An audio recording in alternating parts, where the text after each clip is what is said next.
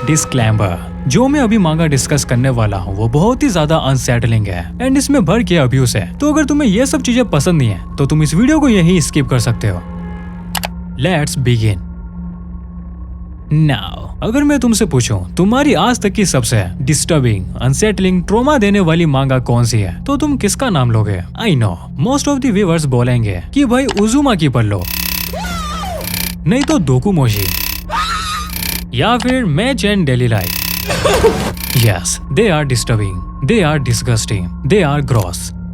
But what if अगर मैं तुमसे कहूँ एक ऐसी मांगा भी है जिसके सामने ये कुछ भी नहीं है एंड उस मांगा का नाम है blood on the tracks. Well, blood on the tracks एक ऐसी मांगा है जिसे ज्यादातर लोगों ने पढ़ना बीच में ही छोड़ दिया एंड जिन्होंने भी इसे पूरा पढ़ा है ये उनके हिसाब से वन ऑफ द डिस्टर्बिंग मांगा है जो इस दुनिया में एग्जिस्ट करती है। एंड नाउ यूट्यूब पर अभी भी इसके रिव्यू वीडियोस आते हैं एंड अब रिएक्शन देख ही सकते हो लोग कितना वियर्ड फील कर रहे हैं। जो उन्होंने पढ़ा है उससे वो एकदम हैरान है कि उन्होंने क्या पढ़ लिया है एंड सारे रिव्यू वीडियोस में हम देख सकते हैं इसे बाकी डिस्टर्बिंग मांगा से कंपेयर किया जा रहा है एंड स्टिल बिना किसी क्रीपी और गोर सीन के ये बाकी डिस्टर्बिंग मांगा से ज्यादा अनसेटलिंग है। सो इस मांगा में ऐसा है क्या? वेल हॉनेस्टली जब मैंने इसे फर्स्ट टाइम देखा तो ये कहीं से भी एक डिस्टर्बिंग मांगा नहीं लगी। इनफैक्ट पहली बार जिसने भी इसे देखा उनका भी यही सोचना था, जिस मांगा के कवर पर एक प्यारा सा बच्चा और उसकी माँ खड़ी हो तो उसमें क्या वियर्ड हो सकता है। एंड इसी वजह से लोग इसे पढ़ना स्टार्ट कर देते हैं और कुछ टाइम बाद ड्रॉप भी कर देते हैं। वेल, ज्यादा टाइम बर्बाद नहीं करते हुए मैं तुम्हें इसकी स्टोरी पर ले जाता हूँ। ये मांगा स्टार्ट होती है और हम एक 13 साल के लड़के सेइची को देखते हैं जो अपनी माँ सेको के कुछ ज्यादा ही क्लोज होता है। और फिर हमें दिखाया जाता है सेइची को उसकी एक दोस्त पसंद करती है, जबकि सेको अभी भी सेइची को एक छोटा बच्चा समझती है और उससे कुछ ज्यादा ही ओवर अटैच है। जबकि उसकी आंटी और उसका कजन इसी बात को लेकर अक्सर उन दोनों का मजाक उड़ाते हैं। एंड फिर सीन चेंज होता है, हम सेको और सेइची को उसकी कजन की फैमिली के साथ हाइकिंग करते हुए देखते हैं, जहाँ सेइची को उसका कजन शिगुरु पहाड़ से नीचे गिराने की एक्टिंग करता है और ये देखकर सेको सेइची को जोर से पकड़ लेती है। यहाँ वो पूरी तरीके से डरी हुई थी, जबकि बाकी लोग उन्हें देखकर हंस रहे थे। एंड इसके आगे हम सेइची और उसके कजन शिगुरु को अकेले घूमते हुए देखते हैं, जहाँ अचानक से सेइची की माँ सेको आ जाती है एंड वो शिगुरु को जोर से हग करती है। एंड कुछ टाइम बाद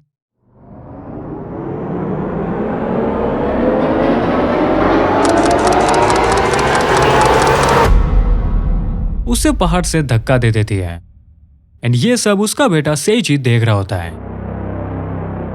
तो जैसा कि तुमने देखा ये मांगा ज्यादा टाइम नहीं लेती है और हमारे सामने एक डेवास्टेटिंग सिचुएशन रख देती है। एंड आई नो ये बहुत ही ज्यादा वियर्ड और शॉकिंग था, बट ट्रस्ट मी ये तो बस शुरुआत है। एंड फिर वो सेइची की तरफ मुड़ती है और उसे एक स्माइल देती है, जबकि सेइची कुछ भी समझ नहीं पा रहा होता है। एंड तभी सेको जोर जोर से चिल्लाने लगती है कि शिगुरु पहाड़ से फिसल गया है, जबकि सेको ने उसे धक्का दिया था और वो इसे एंजॉय भी कर रही थी। एंड इसके बाद हम शिगुरु को कोमा में जाते हुए देखते हैं और इसी टाइम से हम सेइची की माँ को थोड़ा वियर्ड देखते हैं, क्योंकि वो अब सेइची से दूर रहने लगी थी और हर टाइम उसे वॉचफुल आई से देख रही थी, ताकि सेइची अपनी माँ सेको की बताई गई स्टोरी सबको सुनाए। एंड इसके बाद सेइची की एक दोस्त जो उसे पसंद करा करती थी वो उसके घर आती है और सेइची के हाथों में अपना लव लेटर देती है, जो कमरे में आते हुए सेको देख लेती है। एंड इसके बाद सेको अपने बेटे सेइची को मैनिपुलेट करती है, ये कहते हुए कि वो अकेली है, और फिर ये पैनल आता है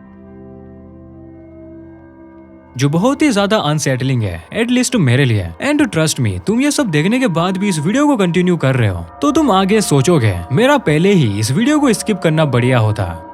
एनीवे, अब तुम्हें लग रहा होगा सेइची के पापा का है, वो अपने बेटे के साथ ये सब कैसे होने दे रहे हैं। वेल, इस पर सेइची के पिता इचिडो उसे अपनी माँ से दूर रहने के लिए कहते हैं। एंड इसी के बाद सेको वियर्ड एक्ट्स करने लगती है, जैसे कि एम्प्टी रूम में किसी इनविजिबल बच्चे के साथ खेलना, जबकि वहाँ कोई नहीं था। एंड सेको को यह सब करता हुआ देख सेइची मेंटली अनस्टेबल हो जाता है और उसे बात करने में दिक्कत होने लगती है, स्पेशली लोगों से। और इसके बाद सीन शिफ्ट होता है, हम सेइची को अपनी माँ से पूछते हुए देखते हैं। आखिर उसने शिगुरु को पहाड़ से क्यों गिराया, एंड इसका आंसर सेको देती है। अपने बेटे का गला पकड़कर सेची का दम घुटने ही वाला होता है, वो उसे छोड़ देती है। एंड नेक्स्ट मॉर्निंग सेको ऐसा दिखाती है जैसे कुछ हुआ ही ना हो। वो सेची को अनकंडीशनल लव देती है, जो सेची को और ज्यादा मेंटली इल कर देता है, और इसी वजह से वो स्कूल में भी परेशान होने लगता है, जो फुकीशी नोटिस कर लेती है और उसे स्कूल के बाद फॉलो करती है। एंड फिर हम सेची को उसके सामने अपना लव कन्फेस करते हुए देखते हैं, जिसे फुकीशी भी एक्सेप्ट कर लेती है। एंड इसके बाद ही फुकीशी रोज सेची को उसके घर लेने आती है और दोनों एक साथ स्कूल जाते हैं। एंड ये चीज कहीं ना कहीं सेची को हेल्प कर रही थी, क्योंकि इसके बाद वो फिर से एक नॉर्मल बच्चे की तरह होने लगता है, बस जब तक वो अपने घर नहीं जाता, जहाँ उसका हर दिन सेको इंतजार करती है अपनी उसी स्माइल के साथ जो उसे वो हर वक्त दिखाती है। एंड ये चीज अगेन सेची को अपने ट्रोमा से बाहर नहीं आने देती है। और इसके बाद सीन चेंज होता है, हम सेची और फुकीशी को एक साथ देखते हैं जहाँ वो क्लोज होते हैं, आई मीन बहुत ज्यादा ही क्लोज। एंड फिर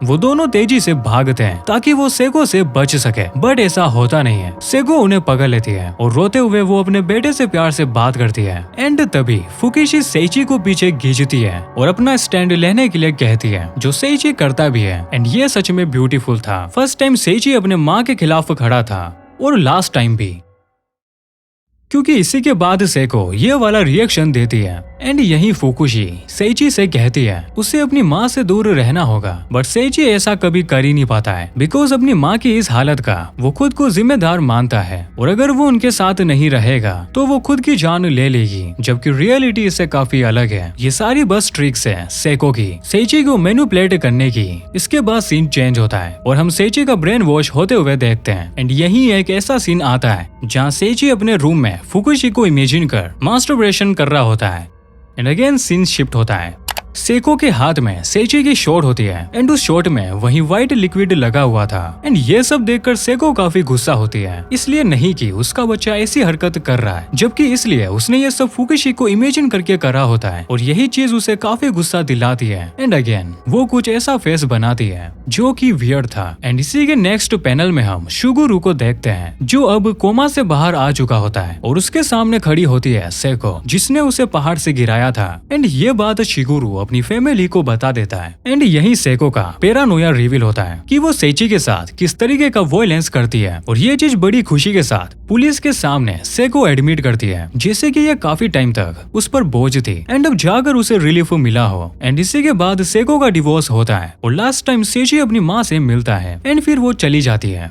बट स्टिल सेको अभी भी सेची के माइंड में थी एंड उसके इमोशंस को पूरी तरीके से मैनिपुलेट कर रखा था, जिसकी वजह से सेची कभी रियलिटी समझ ही नहीं पाता है। एंड इसी के बाद सेची को उसके बचपन का इंसिडेंट पता चलता है, जहाँ सेको ने उसे एक बार पहाड़ से फेंक दिया ताकि सेची मर जाए, बट होपफुली सेची बच जाता है। और ये देखकर सेको ऐसा रिएक्ट करती है जैसे कि यहाँ कुछ हुआ ही ना हो। वेल इसके बाद हम सेची को उसकी माँ की तरह ही सोचते और एक्ट करते हुए देखते हैं। उसके अंदर अभी भी वही थे जो हमने सेको में देखे हैं, इनसाइड डैड, और साथ ही सेची में एक इमोशन डेवलप होता है, एंगर, जो उसकी माँ के लिए था। एंड फिर वो बाद में फुकुशी के साथ सब कुछ ठीक करता है। बट एक दिन शिगुरु उसे मिलने आता है एंड उसे अपने साथ जबरदस्ती पहाड़ पर ले जाने के लिए फोर्स करता है, वो भी उस जगह जहाँ से बचपन में सेची को फेंका गया था। और इस जगह जाते ही सेची अपनी रियलिटी लूज करने लगता है। वो शिगुरु में फर्स्ट टाइम अपनी माँ को देखता है और उस पर चिल्लाने लगता है। एंड यही उसे सेको की भी वॉइस सुनाई देती है, जहाँ सेको उससे कहती है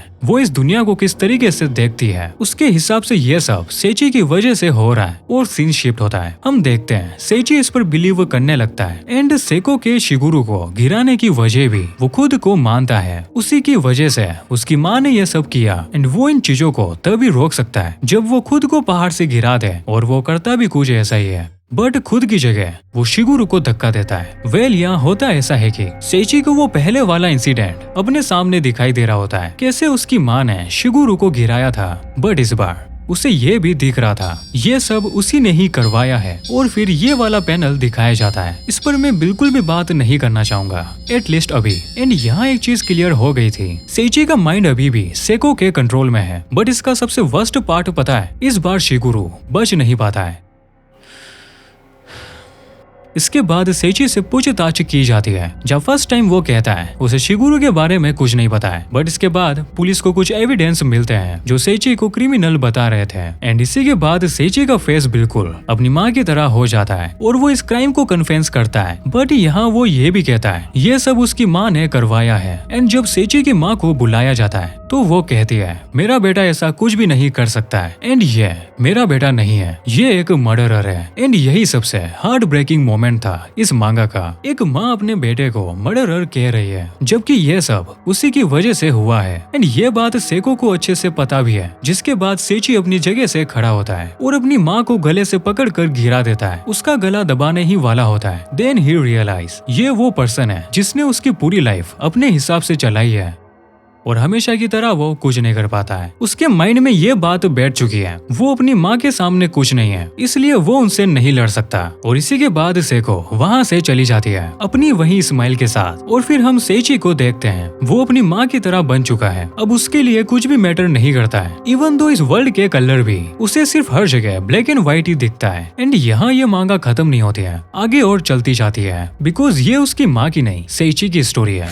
सीन चेंज होता है और हम 30 साल के सेची को देखते हैं जो फुली ग्रो बियर्ड के साथ खड़ा होता है। एंड वो पास ही में काम करने जाता है और एक खाली अपार्टमेंट में अकेला रहता है। एंड यही फुकुशी को भी दिखाया जाता है जिसकी अब शादी हो चुकी है एंड उसके 2 बच्चे भी हैं। इसी पॉइंट ऑफ टाइम पर हम देख सकते हैं सेची के पास अब कोई नहीं है, बस उसके पापा के अलावा, जो भी स्टोरी में आगे गुजर जाते हैं और सेची के लिए कुछ पैसे और एक नोट पीछे छोड़ते हैं जिसमें सेको की कॉन्टेक्ट डिटेल्स होती है, जिसे आगे सेची कैंडल से जला देता है। एंड वो सोच लेता है आगे की लाइफ वो अपने हिसाब से जिएगा। बट उसके माइंड में फिर से एक चेहरा आने लगता है जो था सेको का, जो उसका पीछा छोड़ ही नहीं रहा था। और इसी वजह से वो खुद को मारने के लिए ट्रेन ट्रैक्स पर कूद जाता है, पर पुलिस उसे बचा लेती है और उसकी माँ को कांटेक्ट करती है क्योंकि अब इस दुनिया में उसके अलावा सेची का कोई नहीं है। और इतने टाइम बाद अपने बेटे को देखकर वो पहचानने से इनकार कर देती है। एंड तभी उसे रियलाइज होता है उसका एक बेटा भी है। एंड यहाँ सेची भी इतने टाइम बाद अपनी माँ को देखता है। एंड यहाँ वो एक चीज से शॉक था, उसकी माँ अभी भी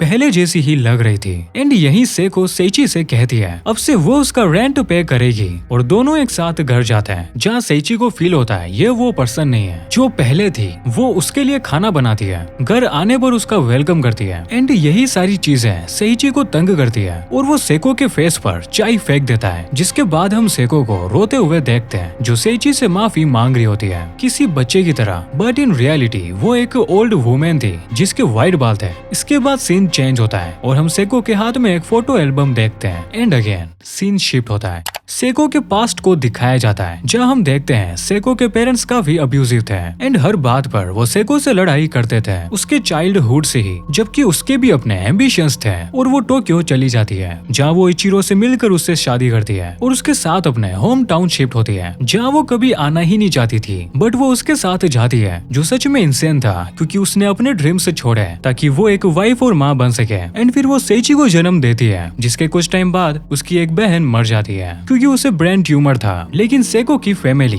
इसकी वजह सेको को मानती है और उससे कहती है तेरी वजह से ही आज हमारी बेटी मर चुकी है, जबकि सेको पूरे टाइम सिर्फ हंसती है और बार बार माफी मांगती रहती है, वो भी इस चीज के लिए जो उसने कभी करी ही नहीं। एंड इसी के बाद वो सबसे दूर होने लगती है और आगे चलकर वो सेची को पहाड़ से फेंकती है जहाँ उसे फर्स्ट टाइम किसी को मारने में दुख होता है, बट ये उससे कहीं ज्यादा सेको के लिए ब्यूटीफुल था। एंड फिर हम ओल्ड सेको को देखते हैं जो अपने लास्ट टाइम में हॉस्पिटल में थी क्योंकि उसे किसी ने सीढ़ियों से गिरा दिया था। एंड जिसने उसे गिराया था वो थी शुगुरु की माँ और ऐसे सेको मर जाती है। एंड यहाँ सेची रोता नहीं है, हंस रहा होता है और ऐसे ये मांगा यहाँ एंड हो जाती है। नाउ ज्यादातर चीजें तुम्हें फर्स्ट टाइम देखने पर ही समझ आ चुकी होगी एंड ये भी पता चल गया होगा शुजुओ ओशिमी हमें इस मांगा के थ्रू क्या दिखाना चाहता है। बिल्कुल उनके previous work flower of evil की तरह dark side of human psyche. And इसी वजह से ओशिमी मेरे फेवरेट ऑथर्स में से एक है क्योंकि उनके आर्ट में हमें ऐसी ही ट्रॉमा देने वाली स्टोरीज मिलती है जो किसी भी डिस्टर्बिंग और क्रीपी सीन से ज्यादा अनसेटलिंग है। जैसे इस मांगा में माँ और बेटे का सीन जहाँ फर्स्ट टाइम इसे सेको करती है, जहाँ सेकेंड टाइम इस चीज को सेइची करता है, जो मेरे हिसाब से सबसे ज्यादा अनसेटलिंग था इस पूरी मांगा में। एंड आई नो ये थोड़ा कंट्रोवर्शियल हो सकता है, तो मैं इसे फालतू में बड़ा चढ़ाकर नहीं बताऊंगा क्योंकि मुझे किसी लफड़े में नहीं बनना है, तो इसीलिए इसे यही छोड़ देते हैं। वेल यहाँ कुछ लोगों को समझ नहीं आया होगा आखिर सेइची ने शुगुरु को क्यों धक्का दिया। तो इस टाइम ऑफ पॉइंट पर सेइची खुद को सेको समझ रहा था एंड वो खुद को शिगुरु में देख रहा होता है। एंड जैसा कि मैंने तुम्हें पहले बताया था, सेइची वहाँ पर कहता है ये सब उसके गिरने से खत्म हो जाएगा, तो वो शुगुरु को धक्का दे देता है क्योंकि उस टाइम वो खुद को उसमें देख रहा होता है। एंड बात रही सेको ने उसे बचपन में मारने की क्यों कोशिश की, तो इसका सिर्फ एक ही रीजन है, सेको अपने पास्ट से परेशान थी जैसे आज सेइची उससे है और अब वो खुद ही अपनी माँ जैसा बन चुका है। तो ऑब्वियसली सेको भी इस टाइम अपने पेरेंट्स की तरह बन गई थी एंड उसके आसपास होने वाली सारी चीजों का जिम्मेदार वो सेइची को समझने लगी थी। एंड इसी वजह से सेको ने उसे मारने की कोशिश की ताकि ये सब खत्म हो जाए। एंड अब तुम्हारे दिमाग में आ रहा होगा सेको ने शुगुरु को क्यों गिराया, तो इसका सिंपल आंसर है क्योंकि वो सेइची को गिराने की एक्टिंग कर रहा था, जबकि सेको के हिसाब से सेइची को मारने का हक सिर्फ उसे है। एंड अगेन उसका अधिकार छीना जा रहा था जैसे बचपन में उसके पेरेंट्स करते थे। एंड इसी वजह से मे भी सेको ने शुगुरु को मारा। वेल यहाँ सबके अपने अपने थॉट्स हैं कि वो इस मांगा को किस तरीके से समझते हैं।